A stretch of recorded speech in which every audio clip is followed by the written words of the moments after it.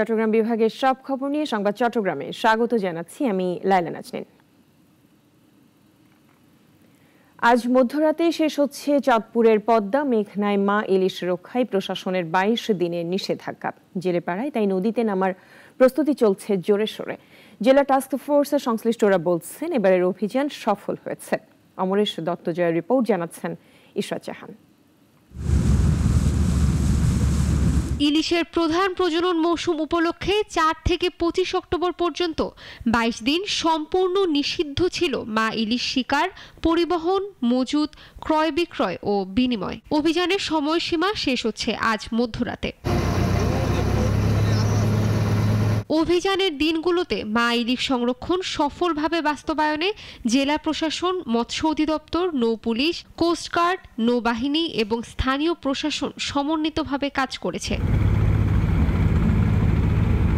অভিযানে অবৈধ জাল জব্দ, অসাধু জেলেদের আটক ও জেল জরিমানা সহ বিভিন্ন ধরনের শাস্তিমূলক ব্যবস্থাও নেওয়া হয়। জেলে ও মৎস্যজীবীদের মধ্যে সচেতনতা বাড়াতে চালানো হয়েছে প্রচারণাও। ইলিশ ধরার সাথে জড়িত এরকম 1,60,000 জেলেকে এবার 25 কেজি চাউল হারে তাদেরকে দেওয়া হয়েছে এবং এই চাউলটা আমাদের একটা টার্গেট ছিল যে আমরা তাদের প্রথম সপ্তাহে যাতে বিতরণ করতে পারি এবং সেটা ইনশাল্লাহ আমরা সবগুলি উপজেলায় বিতরণ করা সম্ভব হয়েছে।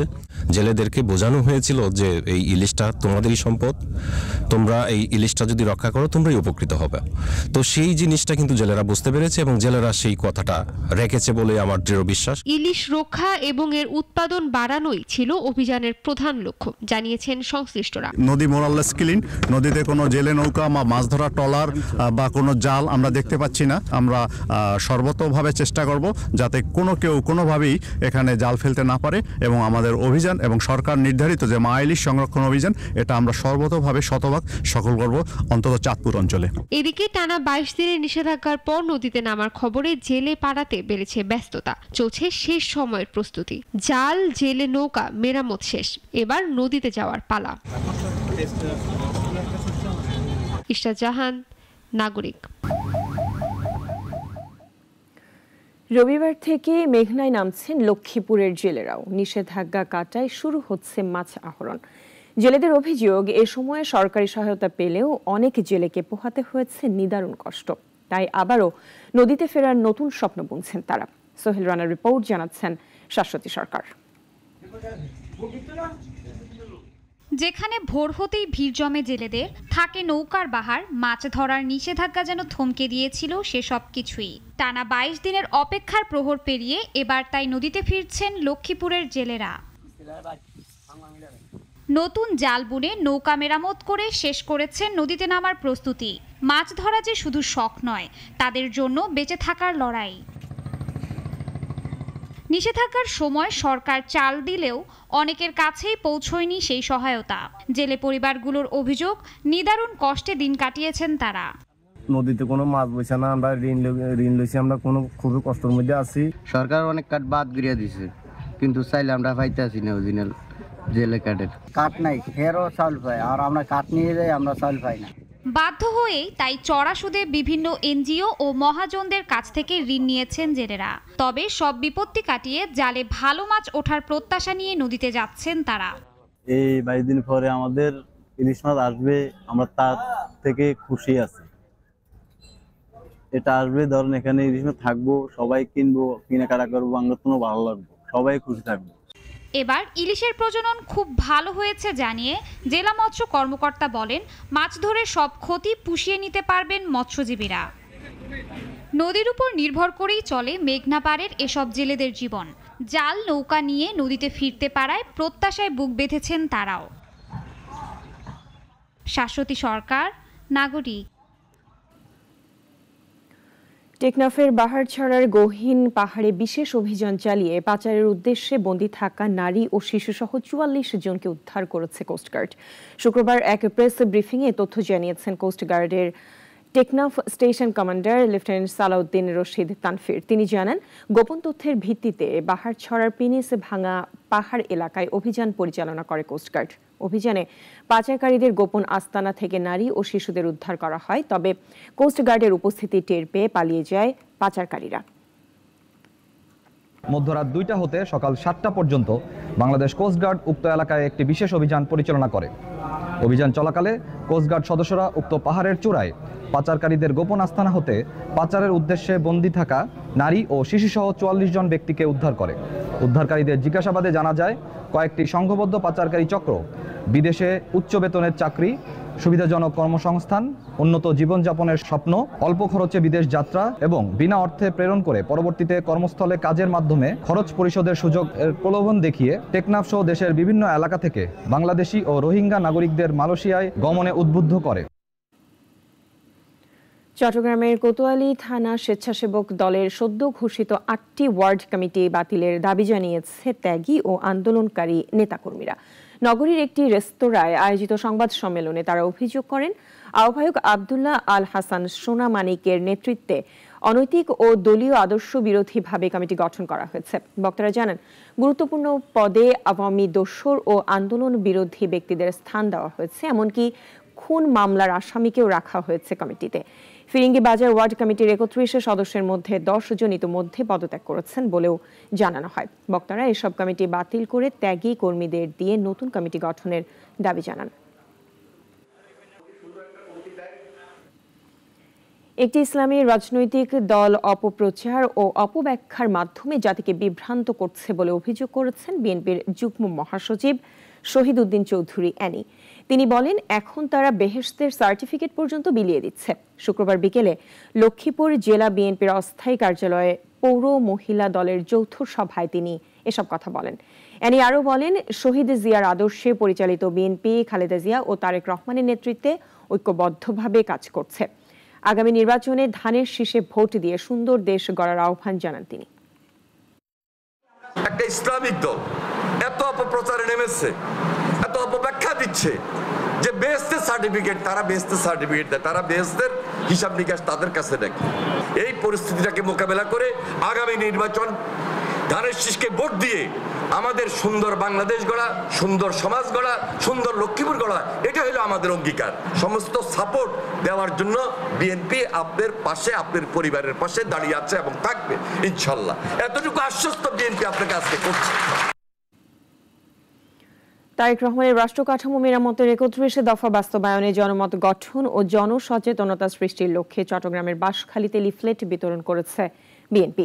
শুক্রবার বাঁশখালী উপজেলার শেখেরখিল মৌলভীবাজার এলাকায় লিফলেট বিতরণ করা হয়। আয়োজন করেন কেন্দ্রীয় সংসদের সাবেক যুগ্ম সম্পাদক ও বিএনপি নেতা মফিজুর রহমান আশিক। শেখেরখিল ইউনিয়ন বিএনপির সাবেক সভাপতি জালাল উদ্দিন, গুন্ডামারা ইউনিয়ন বিএনপির সাবেক সাধারণ সম্পাদক আব্দুর রউফ, উপজেলা যুবদল নেতা জুনাইদুল করিম সহ সংশ্লিষ্টরা এ সময় উপস্থিত ছিলেন।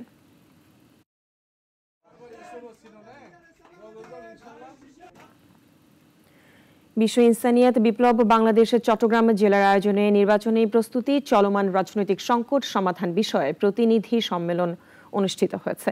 সমাবেশে বক্তব্য রাখেন বিশ্ব ইনসানিয়াত বিপ্লবের চেয়ারম্যান আল্লামা ইমাম হায়াত। দেশ রক্ষায় সঠিক নির্বাচনের মাধ্যমে জনপ্রতিনিধিত্বশীল জবাবদিহি সরকারের জন্য পক্ষপাত মুক্ত ও দলনিরপেক্ষ নির্বাচনী সরকার প্রয়োজন বলে মন্তব্য করেন তিনি।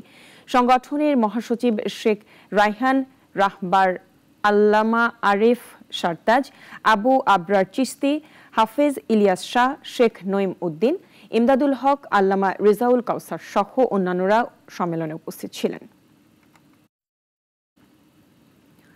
কুমিল্লায় লাশবাহী অ্যাম্বুলেন্সে হামলার ঘটনায় ক্ষোভে ফেটে পড়েছে নোয়াখালীবাসী। শুক্রবার রাতে জেলা প্রশাসক কার্যালয়ের সামনে মশাল মিছিল ও বিক্ষোভ করে সামাজিক ও স্বেচ্ছাসেবী সংগঠনের নেতাকর্মীরা। বক্তারা বলেন, কুমিল্লার প্রতিহিংসামূলক হামলা নোয়াখালীবাসীর প্রতি অবমাননা। দ্রুত হামলাকারীদের গ্রেফতার ও শাস্তি দাবি করেন তারা। একই সঙ্গে স্বতন্ত্র নোয়াখালী বিভাগ বাস্তবায়নের আহ্বান জানান বক্তারা। এদিকে বাদজুমা জেলা জামে মসজিদ প্রাঙ্গণ থেকেও নোয়াখালী বিভাগ বাস্তবায়নের দাবিতে বিক্ষোভ মিছিল অনুষ্ঠিত হয়।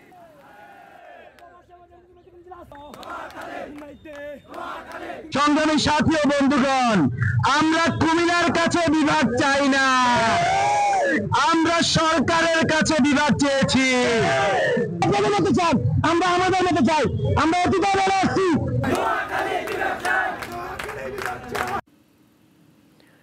চট্টগ্রামের রাউজানে 2 দিনব্যাপী কঠিন চিবর দান উৎসব সম্পন্ন হয়েছে। পশ্চিম আধার মানিকে আয়োজিত এই ধর্মীয় উৎসবের সভাপতিত্ব করেন মধ্যম বিনাজুরি বিহারের অধ্যক্ষ ভদন্ত বিনয় পাল মহাথের। প্রধান অতিথি ছিলেন হিঙ্গোলা বিহারের অধ্যক্ষ ভদন্ত ধর্মরত্ন মহাথের। উৎসবে চিবর বনন, কঠিন চিবরদান, ত্রিপিটক পাঠ ও বিশ্বশান্তি কামনায় প্রার্থনা করা হয়। ধর্মীয় ভাবগাম্ভীর্যে অনুষ্ঠিত এই আয়োজনে ভিক্ষু ও ভক্তবৃন্দের অংশগ্রহণে মুখর হয়ে ওঠে এলাকা। অনুষ্ঠানে অধ্যক্ষ ভদন্ত প্রজ্ঞাদর্শী মহাথের ও ডাক্তার উত্তম বড়ুয়া সহ বিশিষ্টজনেরা উপস্থিত ছিলেন। চট্টগ্রামের গোলপাহাড় মহাশ্মশান পরিচালনা পরিষদের উদ্যোগে শ্রী শ্রী গিরি গোবর্ধন পূজা ও অন্নকূট উৎসব অনুষ্ঠিত হয়েছে।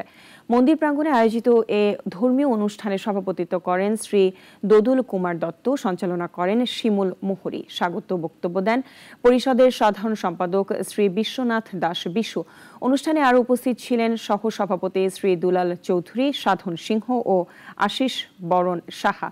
শ্রী সৌরভ সাহা ভগবত পাঠ করেন। পূজার শেষে ভক্তদের মাঝে প্রসাদ বিতরণ করা হয়। বক্তারা বলেন, গিরি গোবর্ধন পূজা ও অন্নকূট উৎসব বিশ্বব্যাপী ভক্তদের মিলন মেলা হিসেবে সমাদৃত।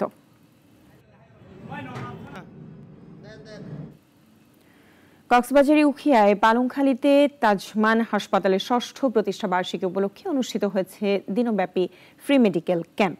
শুক্রবার আয়োজিত এই ক্যাম্পে দেশের বিভিন্ন প্রান্ত থেকে আগত বিশেষজ্ঞ চিকিৎসকরা প্রায় 2000 রোগীকে বিনামূল্যে চিকিৎসা ও ওষুধ সরবরাহ করেন। নারী ও শিশু, চর্ম, গাইনি ও মেডিসিন বিভাগে ছিল আলাদা সেবা কেন্দ্র। স্থানীয়রা এমন মানবিক উদ্যোগের জন্য তাজমান হাসপাতালকে ধন্যবাদ জানিয়েছেন। দিনব্যাপী আয়োজন ঘিরে হাসপাতাল প্রাঙ্গণে ছিল উৎসব মুখর পরিবেশ। আমি একজন পল্লী চিকিৎসক হিসাবে এটা সাধুবাদ জানাই। আমাদের এলাকার রোগীদের জন্য এটা বেশি গুরুত্বপূর্ণ। কিছুদিন আগে আমার ফ্যামিলি অসুস্থ ছিল, ওনাকেও ট্রিটমেন্ট করছে, আলহামদুলিল্লাহ ভালো। আমরা চিকিৎসা সেবাটা এখান থেকে ভালো মানে পাই সবসময়, এই জন্য আমরা এখানে আসছি আর কি। আমি আজকে ফ্রি শিশু ডাক্তারকে দেখাইছি, খুব ভালোভাবে দেখছে আর ভালো লাগছে, ওষুধ দিছে ভালো, মানে আজকে ছাড় দিছে।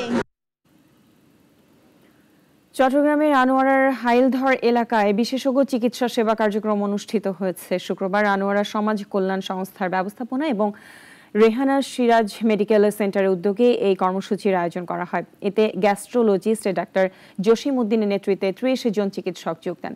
তারা দিনব্যাপী 5 শতাধিক রোগীকে চিকিৎসা সেবা ও ওষুধ প্রদান করেন, সাথে 50 জনের সুন্নতে খতনাও করেন। আনোয়ারা সমাজ কল্যাণ সংস্থার সাধারণ সম্পাদক সৈয়দ মোহাম্মদ হাবিবুল্লাহ, রেহানা সিরাজ মেডিকেল সেন্টারের প্রতিষ্ঠাতা রাশেদ আলী, বিশিষ্ট ব্যবসায়ী ফরিদ উদ্দিন সহ সংশ্লিষ্টরা এ সময় উপস্থিত ছিলেন।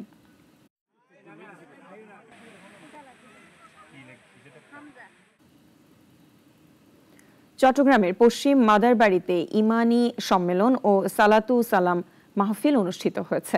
মাহফিলের আয়োজন করে জাহানারা ইব্রাহিম ফাউন্ডেশন। সংস্থার ম্যানেজিং ট্রাস্টি শাহিন হামিদ ইব্রাহিমের সভাপতিত্বে আয়োজনে প্রধান অতিথি ছিলেন 21 পদকপ্রাপ্ত বিশ্ব ইনসানিয়াত বিপ্লব প্রধান উপদেষ্টা সৈয়দ সাইফুর রহমান নিজামী শাহ।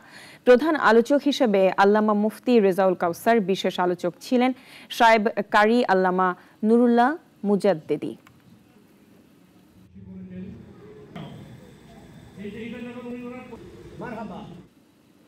এখন এ পর্যন্তই। চট্টগ্রাম বিভাগের সব খবর নিয়ে প্রতিদিন দুপুর 1টায় থাকছে সংবাদ চট্টগ্রাম। এরপর বিকেল 4টায় বিশ্বের ঘটে যাওয়া সব ঘটনা নিয়ে নাগরিক সারা বিশ্ব দেখার আমন্ত্রণ রইল।